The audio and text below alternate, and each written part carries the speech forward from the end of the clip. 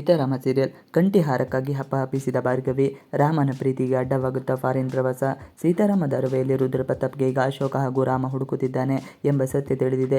ಹೀಗಾಗಿ ಭಯಗೊಂಡಿದ್ದಾನೆ. ಭಾರ್ಗವಿ ರುದ್ರ ಪ್ರತಾಪ್ಗೆ ಉಳಿದುಕೊಳ್ಳಲು ವ್ಯವಸ್ಥೆ ಮಾಡಿದ್ದಾಳೆ. ರುದ್ರ ಪ್ರತಾಪ್ನ ಸೀತಾಳ ಗಂಡ ಯಾರು, ಸಿಹಿ ಮಗುವಿನ ತಾಯಿ ಯಾರು ಎಂದು ತಿಳಿದುಕೊಳ್ಳುವಂತೆ ಹೇಳಿದ್ದಾಳೆ. ರುದ್ರ ಪ್ರತಾಪ್ ಅಲ್ಲದೆ ಚರಣ್ ಸಿಹಿ ತಂದೆಗೂ ಬಗ್ಗೆ ಮಾಹಿತಿಯನ್ನು ತಿಳಿದುಕೊಳ್ಳುವಂತೆ ಹೇಳಿದ್ದಾಳೆ. ಈ ಮೂಲಕ ರಾಮ್ ಮದುವೆಯನ್ನು ಹಾಳು ಮಾಡಲು ಹೊರಟಿದ್ದಾರೆ. ರೂಮ್ ಖಾಲಿ ಮಾಡಿದ ಆರ್‌ಪಿ ಅಂಜಲಿಗೂ ಹೇಳದೆ ರುದ್ರ ಪ್ರತಾಪ್ ರೂಮ್ ಖಾಲಿ ಮಾಡಿದ್ದಾನೆ. ಅಂಜಲಿ ಆಸ್ಪತ್ರೆಗೆ ಬಂದು ರುದ್ರ ಪ್ರತಾಪ್ನ ಹುಡುಕಿದ್ದಾಳೆ. ಆದರೆ ಎಲ್ಲೂ ಕಾಣಸಿಗಲಿಲ್ಲ. ಫೋನ್ ಮಾಡಿದರೂ ರಿಸೀವ್ ಮಾಡ್ತಿಲ್ಲ, ಮೆಸೇಜ್ಗೂ ರೆಸ್ಪಾನ್ಸ್ ಮಾಡುತ್ತಿಲ್ಲ. ಇದರಿಂದಾಗಿ ಅಂಜಲಿ ಗಾಬರಿಯಾಗಿದ್ದಾಳೆ.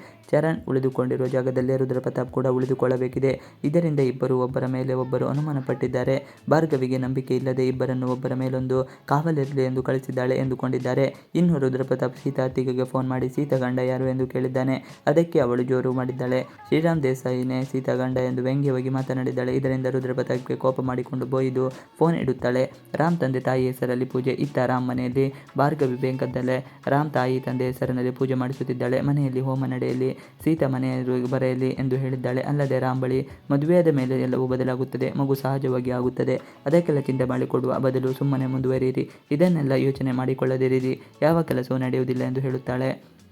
ಸತ್ಯ ತಿಳಿದ ಅಶೋಕನಿಗೆ ಅನುಮಾನ. ಇನ್ನು ಚರಣ್ ಅಶೋಕನಿಗೆ ಫೋನ್ ಮಾಡಿದ್ದಾನೆ. ರಾಮ್ನನ್ನು ಫಾರಿನ್ ಕಳಿಸಲು ಭಾರ್ಗವಿ ಪ್ಲಾನ್ ಮಾಡಿದ್ದಾಳೆ. ರಾಮ್ ಹೋದ ಬಳಿಕ ಸೀತಾಳಿಗೆ ತೊಂದರೆ ಮಾಡಬಹುದು ಎಂದು ಹೇಳಿ ಫೋನ್ ಇಡುತ್ತಾನೆ. ಇದರಿಂದ ಅಶೋಕನಿಗೆ ಗಡಿಬಿಡಿಯಾಗುತ್ತದೆ. ರಾಮ್ಗೆ ಕಾಲ್ ಮಾಡಿ ನೀನೇನಾದರೂ ಫಾರಿನ್ ಬಿಸ್ನೆಸ್ ಟೂರ್ ಹೋಗ್ತಿದೀಯಾ ಎಂದು ಪ್ರಶ್ನೆ ಮಾಡ್ತಾನೆ. ಆದರೆ ರಾಮ್ ಇಲ್ಲ ಎಂದು ಹೇಳುತ್ತಾನೆ. ಅಶೋಕನಿಗೆ ಸತ್ಯ ಹೇಳುವುದು ಹೇಗೆ ಎಂಬುದು ಒದ್ದಾಡುತ್ತಿದ್ದಾನೆ. ಸತ್ಯ ತಿಳಿದ ಅಶೋಕನಿಗೆ ಅನುಮಾನ.